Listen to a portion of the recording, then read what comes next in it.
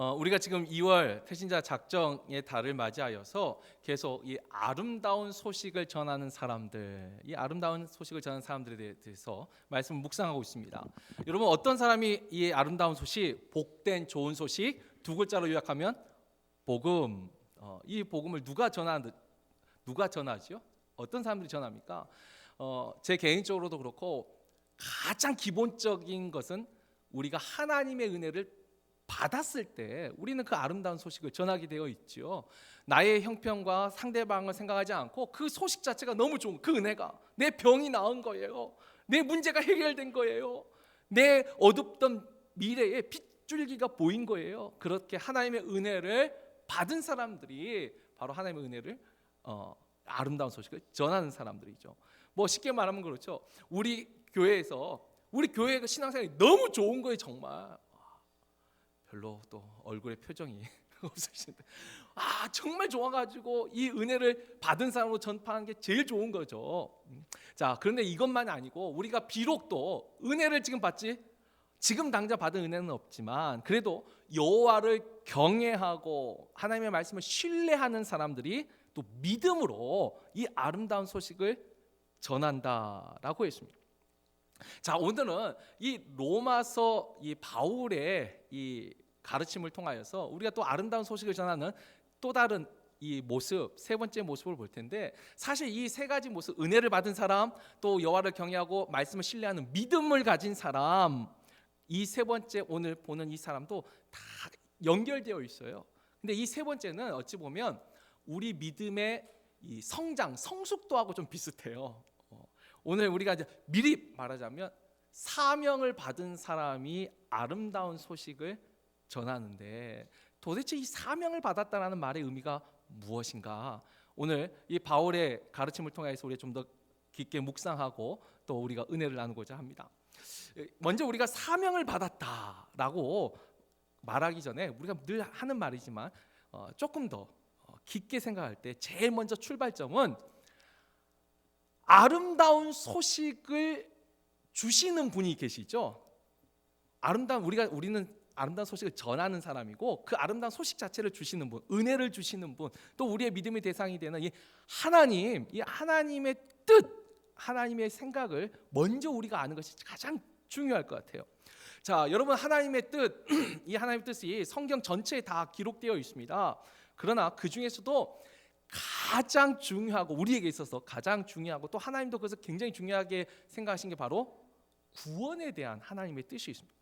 그리고 이 구원과 함께 이 세상의 종말에 대한 아버지의 뜻이 있는데, 제가 이렇게 설명한 것보다 직접 성경에 참 많은 구절이 있지만 그 중에 한 4가지 본문을 우리가 한번 쭉 같이 읽어보고 이 아버지의 뜻에 대해서 잠깐 이야기를 나누도록 하겠습니다. 먼저 우리가 읽을 본문은 마태복음 24장 14절 말씀입니다. 우리 다 같이 읽겠습니다. 이 천국 복음이 모든 민족에게 증언되기 위하여 온 세상에 전파되리니 그제야 끝이 오리라. 아멘. 에레미야 29장 11절 말씀. 여호와의 말씀이니라 너희를 향한 나의 생각을 내가 아나니 평안이요 재앙이 아니니라 너희에게 미래와 희망을 주는 것이니라. 요한복음 3장 16절 17절 말씀입니다. 하나님이 세상을 이처럼 사랑하사 독생자를 주셨으니 이는 그를 믿는 자마다 멸망하지 않고 영생을 얻게 하려 하심이라. 하나님이 그 아들을 세상에 보내신 것은 세상을 심판하려 하심이 아니요 그로 말미암아 세상이 구원을 받게 하려 하심이라. 마지막 말씀 디모데전서 2장 4절 말씀입니다. 하나님은 모든 사람이 구원을 받으며 진리를 아는 데 이르기를 원하시느니라. 아멘. 지금 우리가 4가지 본문을 쭉 읽었는데 여기서 어떤 아버지의 마음, 하나님의 마음을 발견하셨어요. 자, 우리가 하나님이 심지어 세상의 종말, 마지막 날을 말씀하실 때도 우리는 이 땅의 종말하면 일반적으로도 생각할 때 세상의 종말은 뭐가 있죠? 심판이라는 개념이 커요. 그렇지 않나요? 종말하면 거기서 좋은 이미지가 나타나세요? 영화를 보든 우리가 일반적으로 종말하면 심판, 멸망 이런 걸 생각해요. 그러나 심지어 그 종말에 대해서 말씀하시면서 세상의 끝날에 대해서 말씀하시면서 마태복음 24장에 주님이 뭐라고 말씀하셨어요? 천국 복음, 좋은 소식이 이 땅 끝까지 전파되어야지만 그제서야 종말이 온다. 그러니까 이 종말도 뭐죠? 심판을 위한 종말이 아니라 하나님이 원하시는 종말은요, 구원을 위한 종말이에요. 그리고 그 구원을 위한 종말은 이 예수님 시대의 사랑의 예수님, 신약에서뿐만 아니라 에레미야서에서도 그 하나님이 심판하시는 가운데서도 하나님 뭐라고 말씀해요? 내 생각은 재앙이 아니에요. 재앙이 너희를 멸하려고 하는 게 아니에요. 너희에게 평안을 주고 희망을 주기 위하여서, 그게 아버지의 생각이에요. 우리가 또 너무나 잘 아는 요한복음 3장 16절 말씀도 하나님이 세상을 이처럼 사랑하사 독생자를 주셨으니 그러면서 누구든지 저를 믿는 자마다 멸망치 않고 영생을 얻게 하려 하심이라. 그리고 그 밑에 뭐라고 했어요? 내가 주님이 이 땅에 오신 것은 심판하기 위한 것이 아니라 구원하기 위하여서 오셨어요. 그래서 사도 바울도 이 아버지 하나님과 예수 그리스도의 그 말씀을 깨닫고 그도 뭐라고 말해요? 하나님이 원하신 것은 모든 사람이 다 구원에 이르기를 원하세요.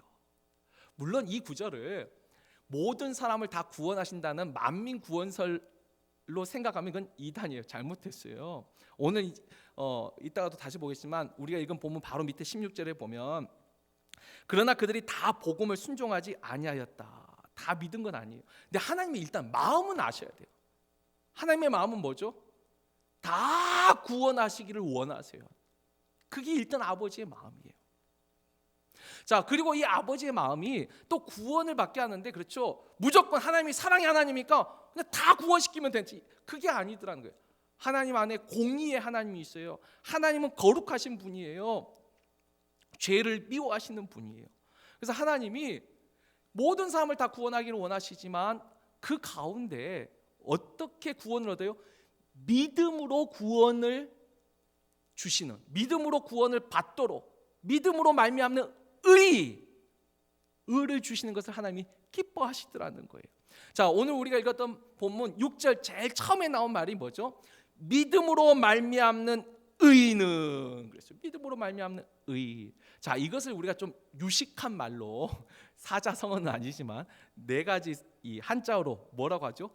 이, 신, 칭, 의. 써이자 믿을 신자, 칭할 친자, 의로울 의자. 믿음으로써 의롭다, 칭함을 받는 이 이신칭의의 믿음이 이 6절에 나오죠. 믿음으로 말미암는 의로 하나님은 구원하시기를 기뻐하셨어요.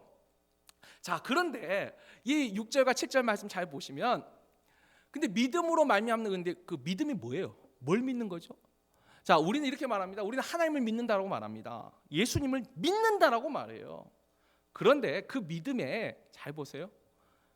하나님을 나는 믿어요, 믿기는. 근데 그 하나님이 어디 있어요? 저 지극히 높은 곳에. 그냥 하나님을 믿는 거예요. 추상적이고 우리가 초월적이고 그런 믿음을 말하는 것이 아니에요.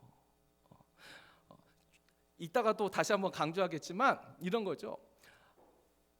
우리가 주님이 목마르다 하셨어요.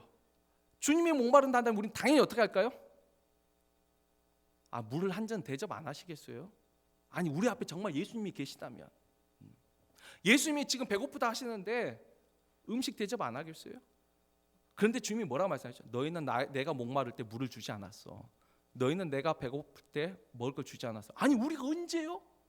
바로 너희 곁에 있는 이 작은 소자 하나에게, 어린 사람 하나에게 한 것이 곧 나에게 한 것이요, 하지 않은 것이 곧 나에게 하지 않은 것이라. 우리가 하나님을 믿는다고 말해요. 근데 그 하나님을 믿는다고 해서 우리가 하늘에 올라가겠어요? 땅으로 내려가겠어요? 그 먼 곳에 있는 게 아니에요. 믿음은 우리 어디에 있어요? 바로 우리 안에 있어요. 그래서 오늘 보면 8절에 뭐라고 말했어요? 믿음으로 말미암는 의 할 때 하늘에 올라가서 그리스도를 만나서 믿는 것이 아니고, 땅에 내려가서 그리스도를 만나 믿는 것이 아니고, 8절에 말씀이 내게 가까워 내 입에 있으며 내 마음에 있다. 우리가 믿는다고 말 때는 하나님을 믿는다, 예수님을 믿는다. 아니, 어찌면 그건 믿는 게 아니에요. 진짜 믿는 것은 말씀을 믿는 거예요. 우리 앞에 있는 말씀을 믿는 거죠. 주님이 우리에게 하신 그 말씀을, 그것을 믿고 그것에 순종하지 않으면서 나는 예수님을 믿는다, 하나님을 믿는다, 그 말은 가짜라는 거죠. 진짜 믿음은 뭐예요? 말씀을 믿는 거예요. 그리고 그 말씀이 어떤 거예요? 우리가 전파하는 바로 이 믿음의 말씀. 그리고 그 믿음의 말씀의 내용이 뭐예요? 9절에 나오잖아요. 내가 만일 내 입으로 예수를 주라 시인하며 또 하나님께서 그를 죽은 자 가운데서 살리신 것을 내 마음에 믿으면 구원을 받으리라. 우리가 전하는 그 믿음의 말씀이 뭐죠? 예수가 그리스도예요. 예수가 메시아예요. 예수가 내 죄의 문제를 해결해 주신, 나를 구원해 주시는 분이에요. 그것을 우리가 믿는 거예요. 그것을 믿는 거예요. 그리고 그를 죽은 자 가운데 살리신 그 부활을 믿는 거죠. 그래서 우리가 이것도 쉽게 요약하면 거죠. 십자가의 대속과 그 다음에 부활의, 영생의 부활의 말씀, 그 말씀을 믿는 사람이 진짜 구원을 얻는 믿음을 가진 사람이에요. 여러분, 여기에 또 중요한 것이 하나 있어요. 우리가 하나님을 믿는다, 예수를 믿는다 말은 하지만 그분이 하신 그 말씀을 믿지 못하면 그 믿음이 아니라 했잖아요. 왜냐하면 말씀이 없는 것은 우리가 믿음이라기보다는 종교심이라고 할 수 있어요. 종교심. 여러분, 이 종교심이라는 것은요, 모든 인간이 다 가지고 있어요. 왜냐? 종교심은 내가 이 세상을 살아가면서 내 힘과 내 능력으로 해결할 수 없는 문제들이 많이 있어요. 질병의 문제도 그렇고, 그다음에 물질의 문제도 그렇고, 이 세상의 앞길에 대해서 인간의 한계를 넘어가는 일들이 엄청나게 많죠. 그러니까 우리는 늘 한계가 있어요.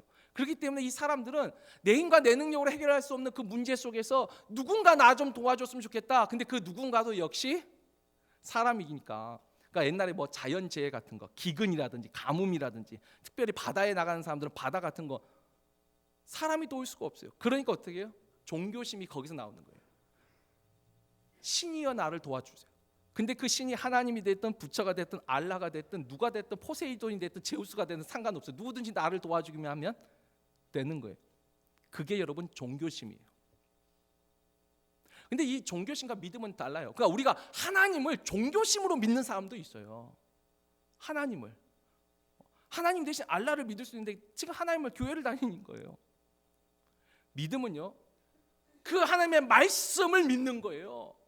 그분이 하신 말씀을 믿는 게 진짜 믿음이에요. 그 말씀을 믿지 않으면서 믿는다고 말한다는 것은 그건 종교심이에요. 제가 언제 한번 말씀드렸죠. 우리는 간절함을 믿음으로 착각할 때가 있다고. 여러분, 나의 간절함과 믿음은 다른 내용이에요. 다시 말합니다. 하나님은 모든 사람을 구원하시려는 것이 아버지의 마음이에요. 그리고 또 구원하실 때 어떤 방법으로 구원하시기를 원하세요?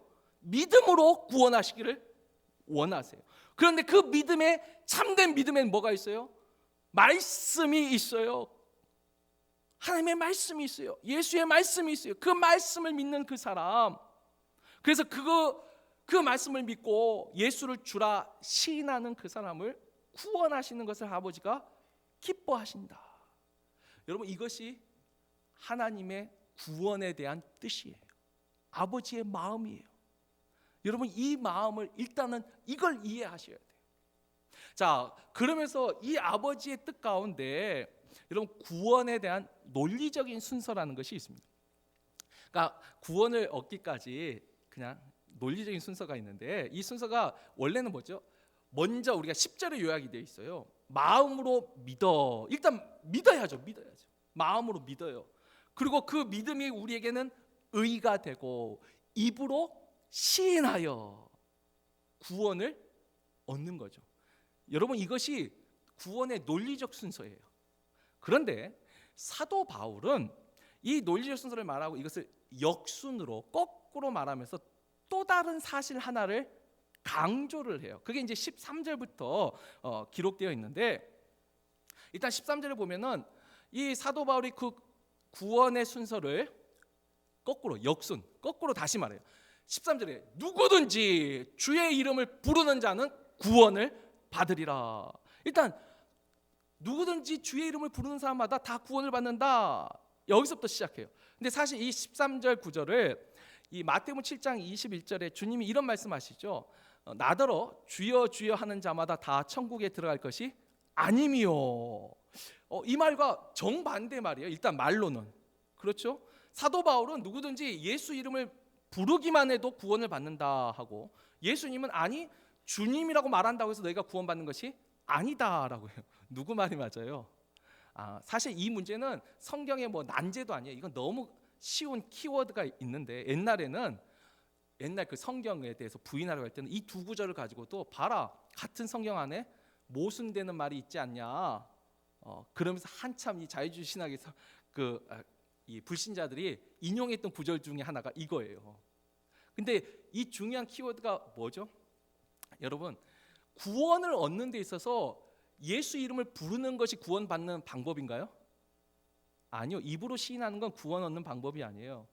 주님이나 사도 바울이나 지금 똑같은 말을 하고 있는데, 구원은 오직 참된 믿음으로만 받습니다. 그런데 이 사도 바울이 지금 말하는 이 로마의 상황에서는요, 그 당시에는 예수가 주님입니다 라고 말하는 것 자체가, 심지어는 자기 목숨까지도 잃을 각오가 없으면 할 수 없는 말이에요. 많은 불이익을 당하던 시대예요. 그러니까 로마의 상황에서는 예수를 주라 시인하는 것은 참된 믿음이 없으면 말할 수 없는 상황이에요. 그렇기 때문에 사도 바울은 당당히 말할 수 있죠. 지금 이 로마에서는 누구든지 예수를 주라 시인하면 다 구원을 받습니다. 그건 믿음이 있기 때문에 입으로 시인했습니다. 그런데 예수님이 말하고 있는 이스라엘 상황에서는요, 그때는 그렇죠, 하나님을 내 주라, 여호와를 주라 말하는 것이 믿음이 아니더라도 충분히 할 수 있었어요. 상황이 다른 거예요. 환경이 다른 거예요. 예수님이나 사도 바울이나 오직 구원은 믿음으로만 얻습니다, 이 원리에서 벗어나지 않아요. 다르지 않아요. 똑같아요. 그러나 사도 바울의 상황은 믿음 없으면 입으로 시인할 수 없는 상황이고, 주님의 상황은, 이스라엘 상황은 믿음이 없어도 주라고 시인할 수 있는 상황이고, 입으로 이 차이가 있을 뿐이에요. 어찌됐든가 지금 이 사도 바울의 상황, 입으로 누구든지 주의 이름을 부르는 자는 구원을 받는다라고 말했어요. 그래서 이제 거꾸로 역순으로 가요. 14절에 이제 보면은 그런데 그런즉 그들이 믿지 아니하는 이를 어찌 부르리요. 예수를 주로 시인했다면, 그렇죠, 그 전에는 어떤 일이 있어요? 먼저 예수를 주라고 믿어야 된다는 거죠. 믿은 사람이 시인하는 거예요. 자, 그런데 그 믿음으로 그렇게 또 믿고 입으로 시인했잖아요. 근데 믿으려면 그 전에 또 어떤 일이 있어야 되죠? 듣지도 못한 일을 어찌 믿으리요. 들었어야 된다는 거예요. 그렇죠. 들어야지만 이게 참된 믿음이에요. 여러분, 듣지도 않고 종교심은 가질 수 있어요.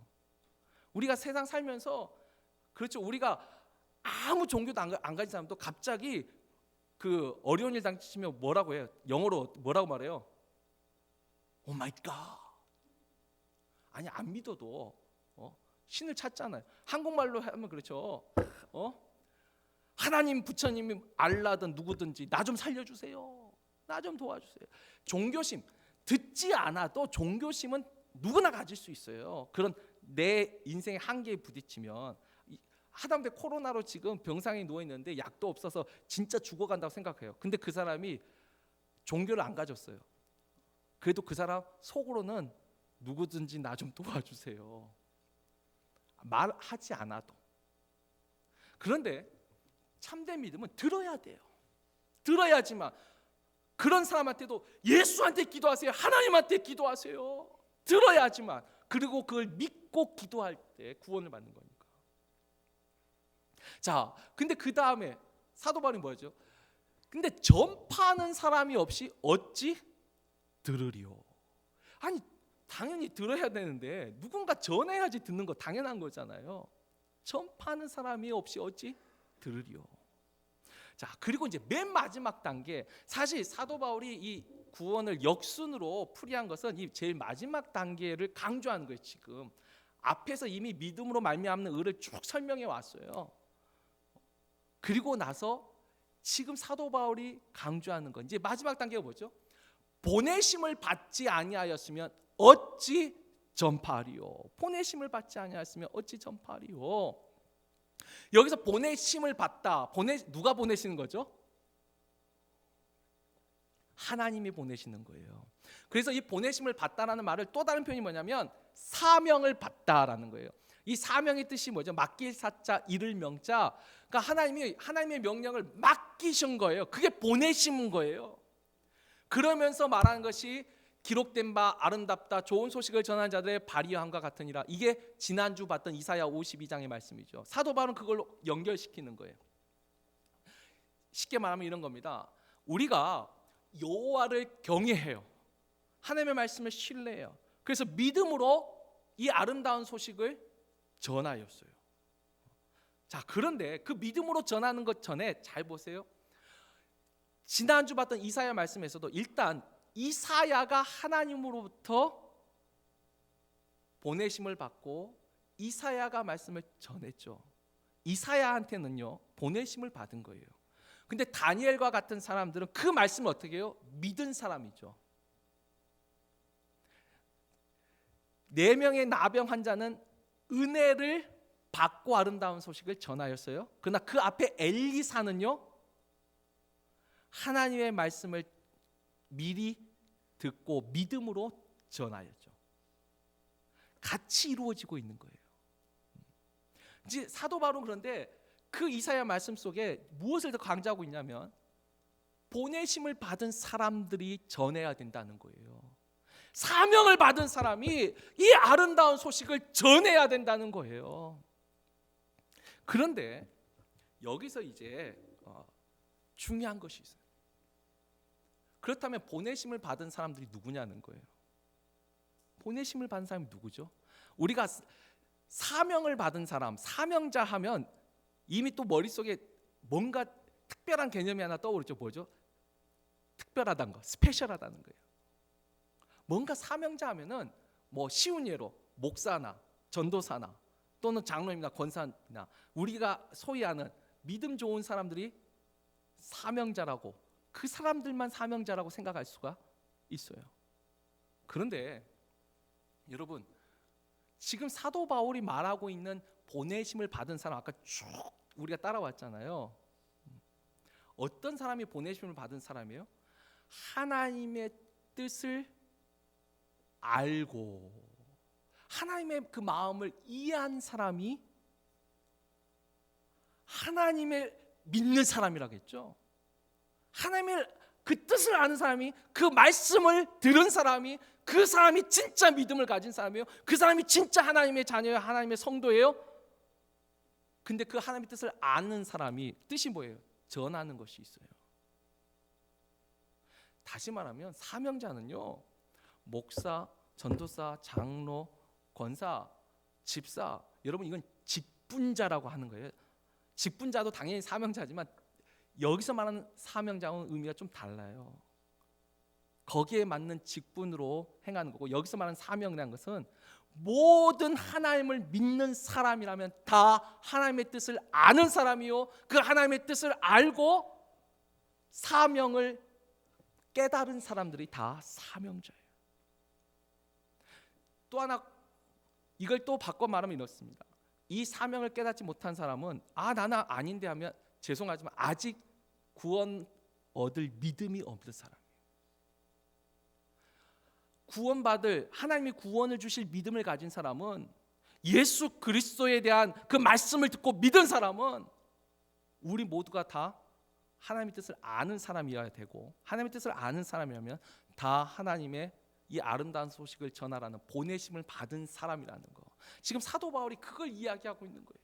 너희가 믿음으로 구원을 얻었느냐, 그리고 그 구원이 너에게 확실하다면 너희가 다 보내심을 받은 사람이라고 다시 강조하고 있는 거예요. 그래서 이 소식을 전해야 된다는 거예요.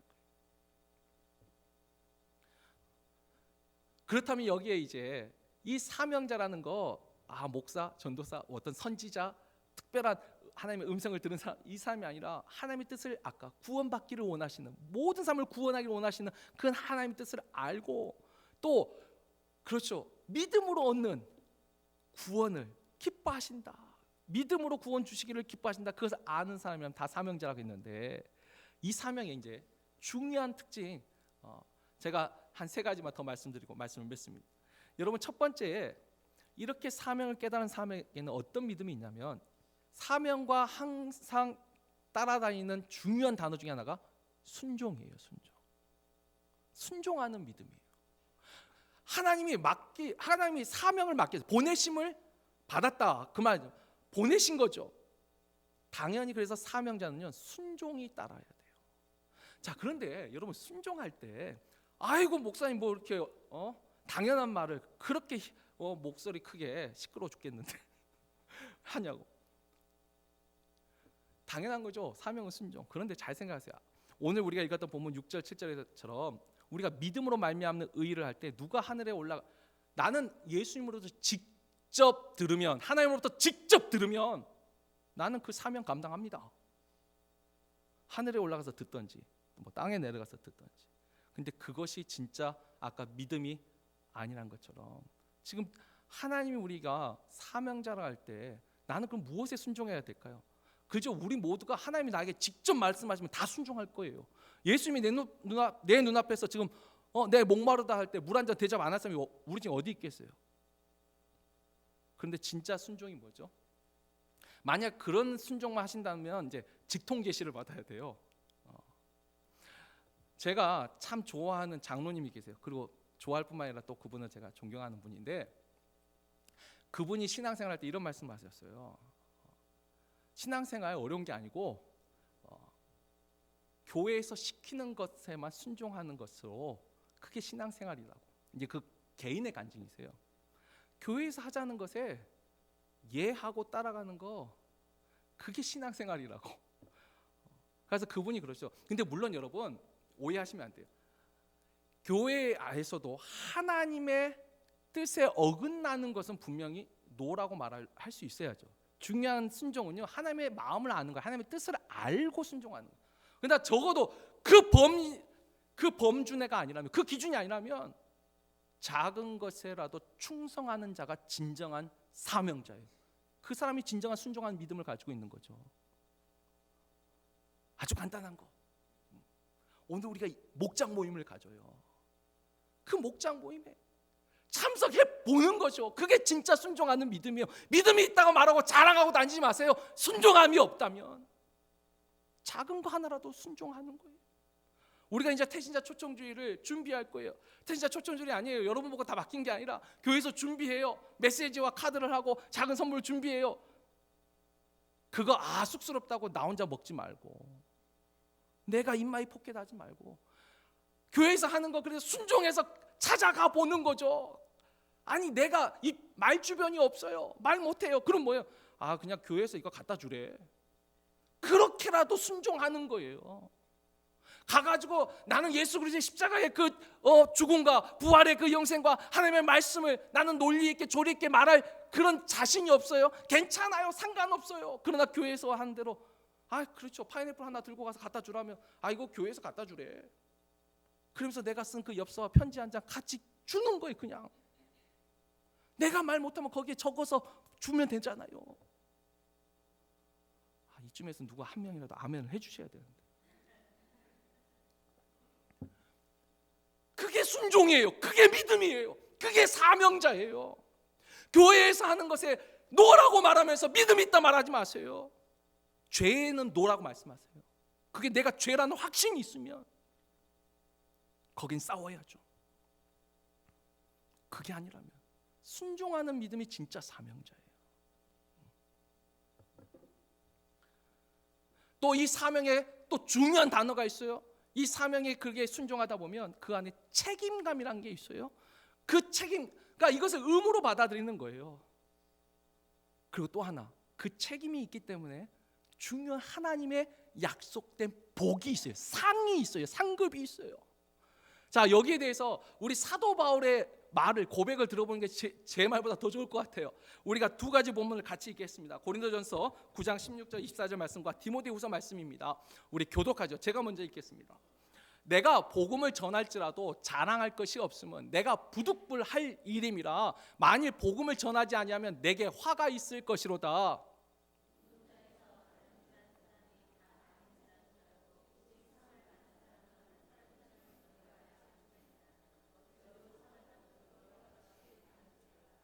나는 선한 싸움을 싸우고 나의 달려갈 길을 마치고 믿음을 지켰으니 이제후로는 나를 위하여 의의 면류관이 예비되었으므로 주 곧 의로우신 재판장이 그날에 내게 주실 것이며 내게만 아니라 주의 나타나심을 사모하는 모든 자에게도니라. 아멘.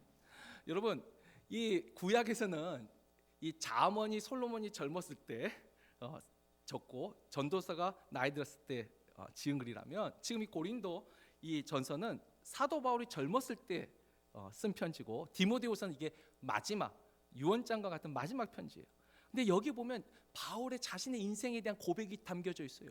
고린도전서에서 뭐라고 했어요? 내가 복음을 전하지 아니하면 내가 벌을 받을 것이라. 그러니까 복음 전, 이 아름다운 소식을 전하는 것을 꼭 4명의 나병 환자처럼 오늘날 이 아름다운 소식을 우리가 전하지 아니하면 벌을 받을 것이라. 누구로부터? 하나님. 이게 의무를 가지고 있는 거예요. 책임을 느끼는 거죠. 나는 이 복음을, 그러니까 은혜를 받은 걸로, 그 구원의 말씀을 은혜로 깨달았으니까 이걸 전하는 거예요. 전하지 않으면 내가 벌을 받을 거라고 생각했어요. 책임이 있었어요. 그러나 그 다음에 그것만 있었어요. 그 경기장에서 다름질하는 사람이 상을 받듯이 나는 그 상을 받기 위해서, 이게 또 누구에게 받는 상이에요? 하나님이 맡기셨으니까, 사명을 주셨으니까 주신 그분이 대가도 주시지 않겠어요? 사도 바울이 그걸 믿었어요. 그 상을 바라보고 달렸어요. 그래서 인생의 노년에 어떻게 해요? 정말 당당하게 내가 선한 싸움을 다 싸우고 내 믿음을 지켰으니, 내 사명을 내가 다했으니 이제후로는 나에게 의의 면류관이 예비되어 있을 것이라. 이 노년에 이렇게 말할 수 있는 인생, 이 사람이 진정한 유종의 미를 거두는 사명자의 모습이에요. 하나님의 상이 있어요. 우리가 마태복음 24장 25장에도 주님이 마지막 날의 달란트 비유를 통해서뿐만 아니라 마지막 날에 어떻게 하나님이 잘했다 충성된 종아 칭찬하시고, 너가 작은 것에 충성하였으니 나와 함께 이 나라를 상속하라. 하나님이 주신 그 상이 있잖아요. 여러분, 사명자에게 주신 하나님의 은혜가 있습니다. 근데 죽어서만 받는 은혜라고 생각하지 마세요. 이 땅에서도요. 여러분 잘 보세요. 아니, 여러분 눈을 뜨고 세상의 역사, 세계 지도를 펼쳐놔도 좋고, 우리나라만 봐도 좋고, 이 미국이라는 땅을 봐도 좋고, 여러분 주변 사람들 한번 보세요. 하나님의 교회에 충성된 사명자들이 하나님께 복을 받지 않던가요? 여러분 세계 지도 펼쳐놓고 보세요.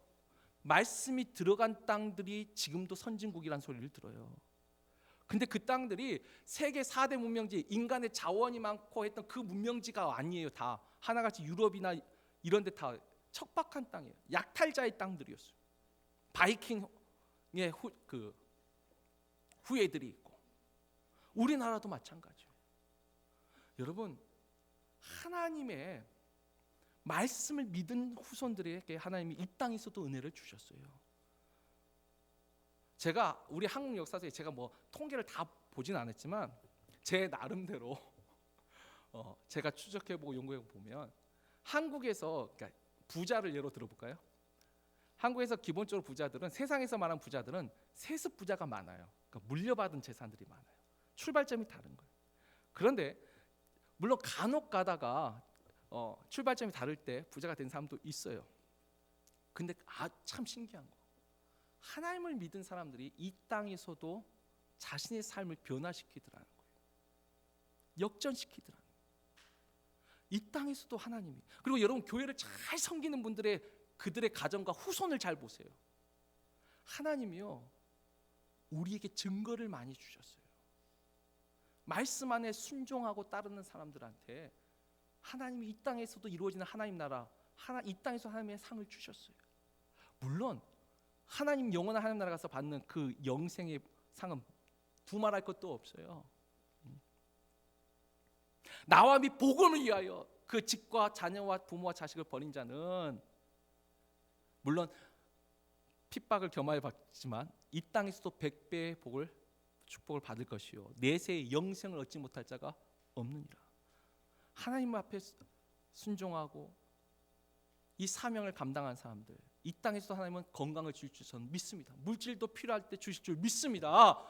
내가 하나님의 사명을 감당하려고 할 때 하나님의 은혜가 있어요. 우리는 그죠? 나에게 물질 주시고 건강 주시고 나에게 은혜 주시면 사명을 감당할게요. 아까 했죠. 이건 믿음은 아닙니다. 어찌 보면 가장 처음 믿을 때 주셨던 은혜를 받고 전하는 수준. 그러나 하나님이 우리의 믿음이 자라기를 원하세요. 성장하게. 진짜 믿음은 뭐죠? 내가 사명을 감당할 때, 그럴 때 하나님이 필요한 건강도 주시고 물질도 주시고 시간도 허락하시고 여유를 주실 거라고. 그게 믿음인 거죠. 말씀을 맺습니다. 오늘 우리가 보는 아름다운 소식을 전하는 사람들 세 번째 모습은, 내가 그랬죠. 은혜를 받아서 전달하는, 그것도 저도 사모해요. 그렇게 나도 그렇게 전달했으면 좋겠어요. 또 그렇게 실제로 하나님은 은혜를 주셨고. 근데 이건 어린아이 때 모습이더라고요. 그렇죠. 어린아이는 내가 좋아야지만 자랑해요. 내가 싫으면 말을 못해요. 그런데 좀 컸더니 이제 믿음으로 말하는 법을 배웠어요. 믿음으로 말했어요. 근데 거기서 조금 더 컸더니 이제는 나의 의무, 책임을 깨닫게 되더라고요. 그래서 이제 그것을 사명으로 깨닫기 시작하는 거예요. 그리고 그 사명자에게 주시는 하나님의 은혜가 또 있더라는 거예요. 약속하신 상이 있더라는. 아까 이제 은혜로 시작해서 은혜로 마치는데, 성장하는 과정 속에 이제는 사명을 감당할 때 하나님이 우리에게 은혜를 주세요. 믿음이 없을 때는 그냥 없으니까 어릴 때는 주죠. 그러나 매 순간 그냥 어린아이처럼 두지 않으시더라고요. 이제는 사명을 감당한 사람들에게 하나님은 상을 주시고 약속의 언약의 복을 주세요. 오늘 우리가 이 말씀 2월 한 달 동안 우리가 아름다운 소식을 전한 사람들의 모습을 봤는데, 우리가 다 은혜를 받은 사람이기를 저는 원해요. 또한 우리가 여호와를 경외하며 말씀을 신뢰하는 믿음 있는 사람이기를 원해요. 마지막에 저는 우리 모두가 하나님의 보내심을 받은 자로서, 하나님의 그 사명을 깨달은 사람으로서, 하나님의 뜻과 마음을 아는 사람으로서 사명자가 되기를 주의 이름으로 축원합니다.